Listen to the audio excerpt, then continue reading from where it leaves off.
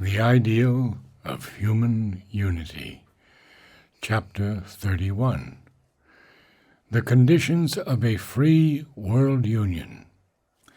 A free world union must, in its very nature, be a complex unity, based on diversity, and that diversity must be based on free self-determination.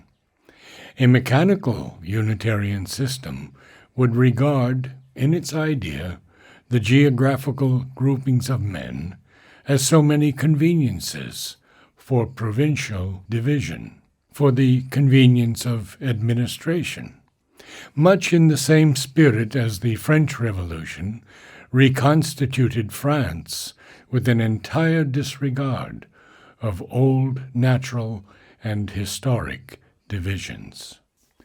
It would regard mankind as one single nation, and it would try to efface the old separative national spirit altogether. It would arrange its system probably by continents, and subdivide the continents by convenient geographical demarcations.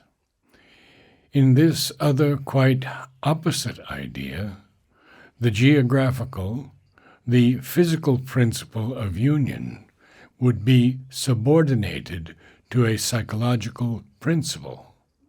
For not a mechanical division, but a living diversity would be its object.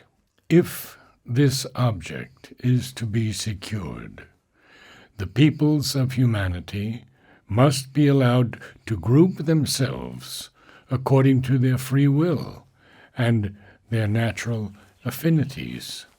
No constraint or force could be allowed to compel an unwilling nation or distinct grouping of peoples to enter into another system, or join itself, or remain joined to it for the convenience, aggrandizement, or political necessity of other people, or even for the general convenience in disregard of its own wishes. Nations or countries widely divided from each other geographically, like England and Canada or England and Australia, might cohere together. Nations closely grouped locally might choose to stand apart, like England and Ireland, or like Finland and Russia. Unity would be the largest principle of life, but freedom would be its foundation stone. Footnote: necessarily to every principle there must be in application a reasonable limit. Otherwise, fantastic and impracticable absurdities might take the place of a living truth. End footnote. In a world built on the present political and commercial basis, this system of groupings might present often insuperable difficulties or serious disadvantages. But in the condition of things in which alone a free world union would be possible, these difficulties and disadvantages would cease to operate. Military necessity of forced union for strength of defense or for power of aggression would be non-existent, because war would no longer be possible. Force, as the arbiter of international differences, and a free world union are two quite incompatible ideas, and practically could not coexist. The political necessity would also disappear, for it is largely made up of that very spirit of conflict and the consequent insecure conditions of international life, apportioning predominance in the world to the physically and organically strongest nations, out of which the military necessity arose. In a free world union, determining its affairs and settling its differences by agreement or, where agreement failed, by arbitration, the only political advantage of including large masses of men, not otherwise allied to each other in a single state, would be the greater influence arising from mass and population. But this influence could not work if the inclusion were against the will of the nations brought together in the state, for then it would rather be a source of weakness and disunion in the state's international action, unless, indeed, it were allowed in the international system to weigh by its bulk and population, without regard to the will and opinion of the peoples constituting it. Thus, the population of Finland and Poland might swell the number of voices which a united Russia could count in the Council of the Nations, but the will, sentiment, and opinions of the Finns and Poles be given no means of expression in that mechanical and unreal unity. Footnote: the inclusion of India in the League of Nations has evidently been an arrangement of this type. End footnote. But this would be contrary to the modern sense of justice and reason, and incompatible with the principle of freedom, which could alone ensure a sound and peaceful basis for the world arrangement. Thus, the elimination of war and the settlement of differences by peaceful means would remove the military necessity for forced unions, while the right of every people to a free voice and status in the world would remove its political necessity and advantage. The elimination of war and the recognition of the equal rights of all peoples are intimately bound up with each other. That interdependence, admitted for a moment, even though imperfectly, during the European conflict, will have to be permanently accepted if there is to be any unification of the race. The economic question remains, and it is the sole important problem of a vital and physical order, which might possibly present in this kind of world arrangement any serious difficulties, or in which the advantages of a unitarian system might really outweigh those of this more complex unity. In either, however, the forcible economic exploitation of one nation by another, which is so large a part of the present economic order, would necessarily be abolished. There would remain the possibility of a sort of peaceful economic struggle, a separativeness, a building up of artificial barriers, a phenomenon which has been a striking and more prominent feature of the present commercial civilization. But it is likely that once the element of struggle were removed from the political field, the stress of the same struggle in the economic field would greatly decrease.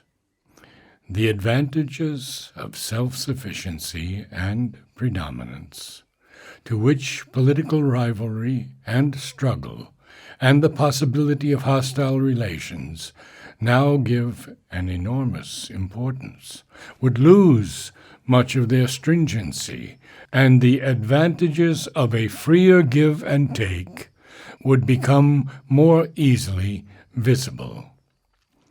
It is obvious, for example, that an independent Finland would profit much more by encouraging the passage of Russian commerce through Finnish ports, or an Italian Trieste by encouraging the passage of the commerce of the present Austrian provinces than by setting up a barrier between itself and its natural feeders. An Ireland, politically or administratively independent, able to develop its agricultural and technical education and intensification of productiveness, would find a greater advantage in sharing the movement of the commerce of Great Britain than in isolating itself, even as Great Britain would profit more by an agreement with such an Ireland than by keeping her a poor and starving helot on her estate. Throughout the world, the idea and fact of union, once definitely prevailing, unity of interest would be more clearly seen, and the greater advantages of agreement and mutual participation in a naturally harmonized life over the feverish artificial prosperity created by a stressing of separative barriers. That stressing is inevitable in an order of struggle and international competition.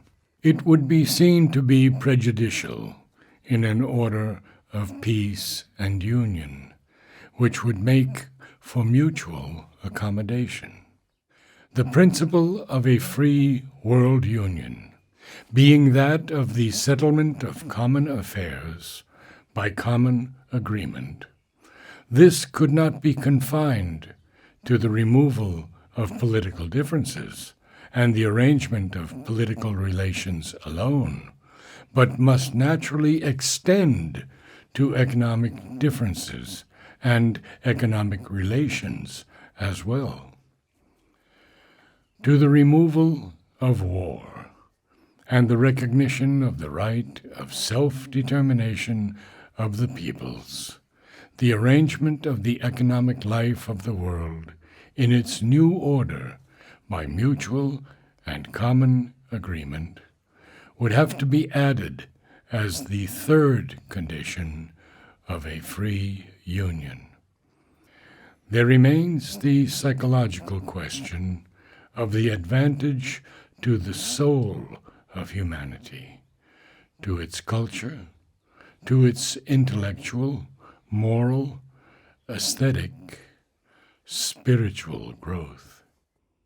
At present, the first great need of the psychological life of humanity is the growth towards a greater unity, but its need is that of a living unity, not in the externals of civilization, in dress, manners, habits of life, details of political, social, and economic order, not a uniformity, which is the unity towards which the mechanical age of civilization has been driving, but a free development everywhere with a constant, friendly interchange, a close understanding, a feeling of our common humanity, its great common ideals, and the truths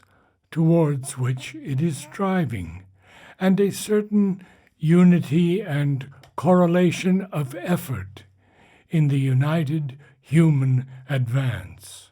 At present, it may seem that this is better helped and advanced by many different nations and cultures living together in one political state union than by their political separateness. Temporarily, this may be true to a certain extent, but let us see within what limits. The old psychological argument for the forcible inclusion of a subject nation by a dominant people was the right or advantage of imposing a superior civilization upon one that was inferior or upon a barbarous race. Thus the Welsh and Irish people used to be told that their subjugation was a great blessing to their countries, their languages petty patois, which ought to disappear as soon as possible, and in embracing English speech, English institutions, English ideas, lay their sole road to civilization, culture, and prosperity. The British domination in India was justified by the priceless gift of British civilization and British ideals, to say nothing of the one and only true religion, Christianity, to a heathen, orientally benighted and semi-barbarous nation. All this is now an exploded myth. We can see clearly enough that the long suppression of the Celtic spirit and Celtic culture, superior in spirituality, if inferior in certain practical directions to the Latin and Teutonic, was a loss not only to the Celtic peoples, but to the world.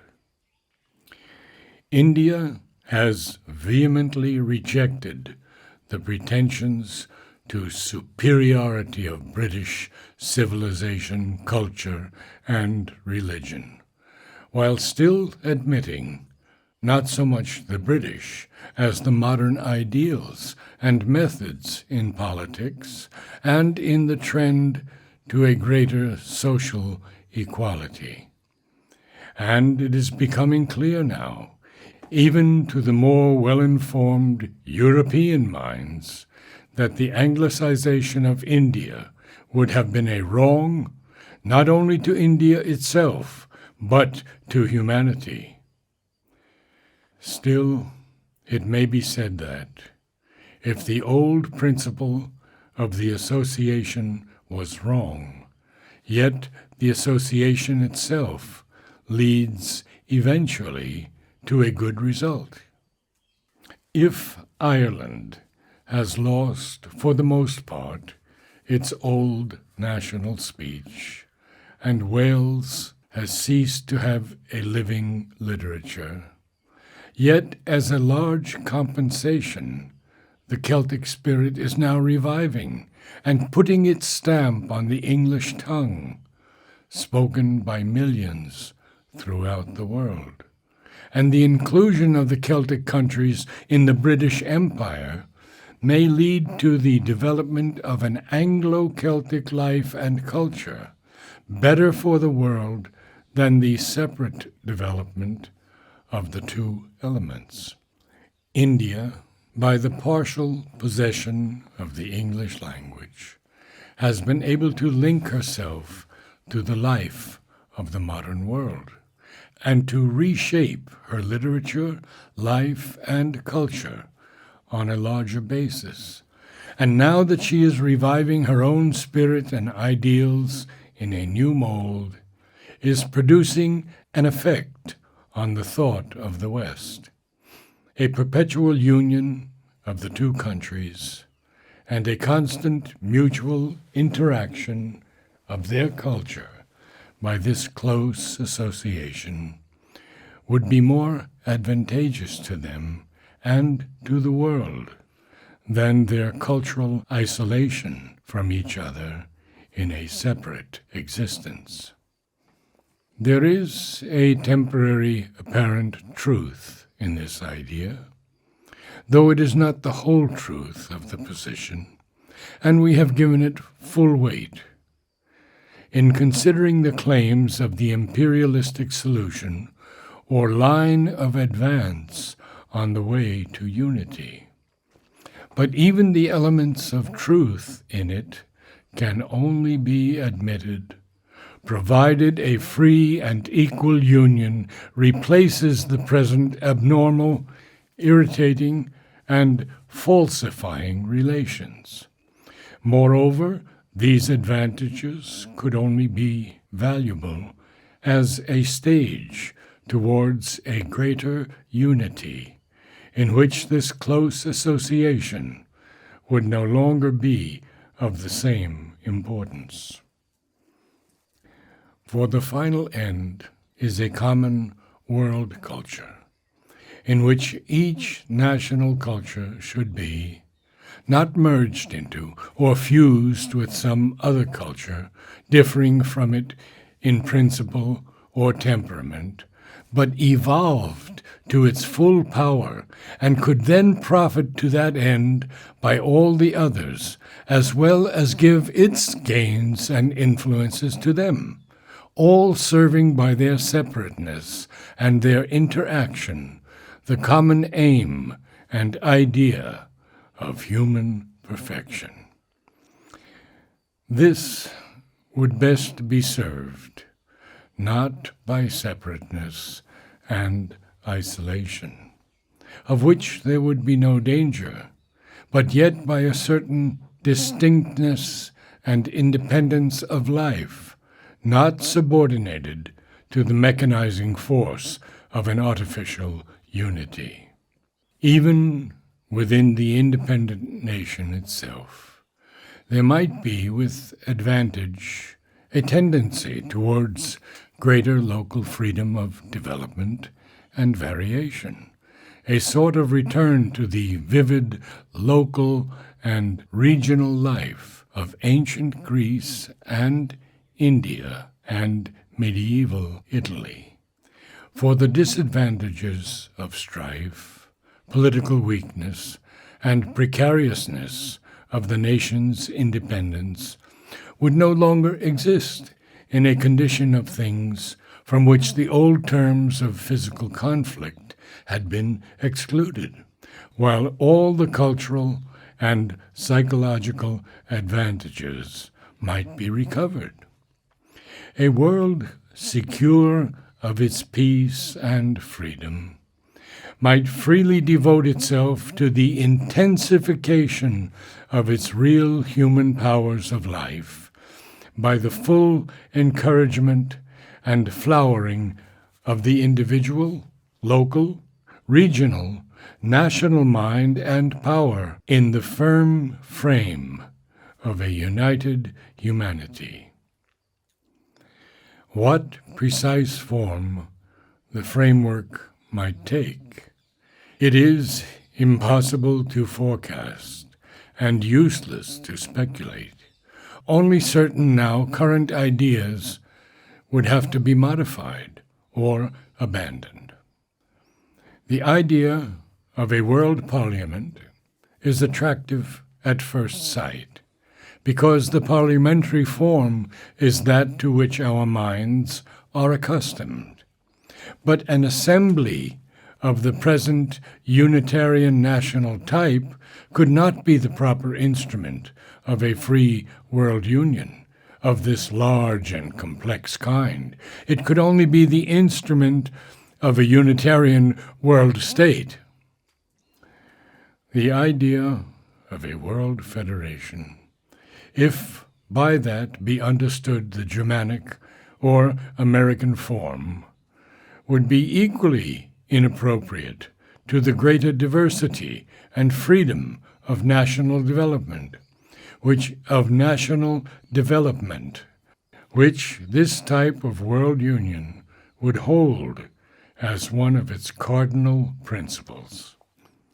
Rather, some kind of confederation of the peoples for common human ends, for the removal of all causes of strife and difference, for the interrelation and the regulation of mutual aid and interchange, yet leaving to each unit a full internal freedom and power of self-determination, would be the right principle of this unity.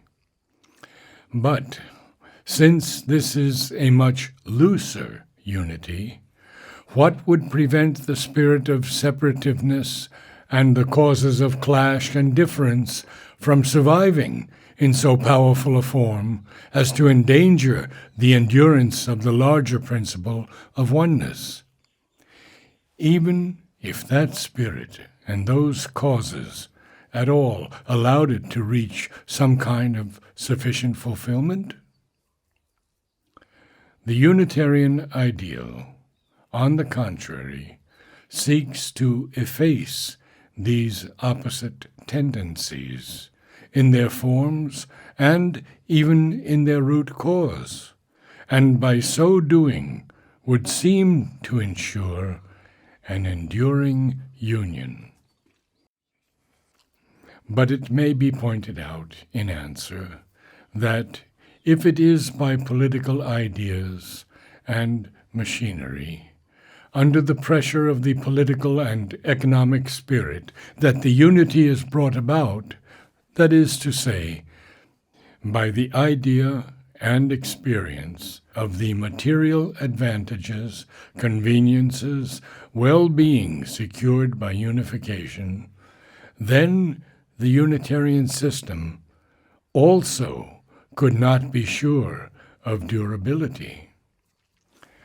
For in the constant mutability of the human mind and earthly circumstances, as long as life is active, new ideas and changes are inevitable.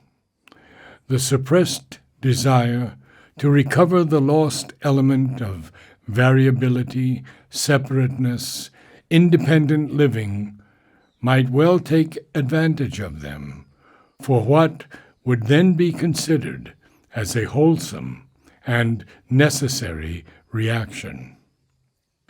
The lifeless unity accomplished would dissolve from the pressure of the need of life within, as the Roman unity dissolved by its lifelessness in helpless response to a pressure from without, and once again local, regional, national egoism would reconstitute for itself fresh forms and new centers. On the other hand, in a free world union, though originally starting from the national basis, the national idea might be expected to undergo a radical transformation. It might even disappear into a new and less strenuously compact form and idea of group aggregation, which would not be separative in spirit, yet would preserve the necessary element of independence and variation needed by both individual and grouping for their full satisfaction and their healthy existence. Moreover, by emphasizing the psychological quite as much as the political and mechanical idea and basis, it would give a freer and less artificial form and opportunity for the secure development of the necessary intellectual and psychological change. For such an inner change could alone give some chance of durability to the unification. That change would be the growth of the living idea or religion of humanity. For only so could there come the psychological modification of life and feeling and outlook, which would accustom both individual and group to live in their common humanity first and most, subduing their individual and group egoism, yet losing nothing of their individual or group power to develop and express in its own way the divinity in man, which, once the race was assured of its material existence, would emerge as the true object of human existence.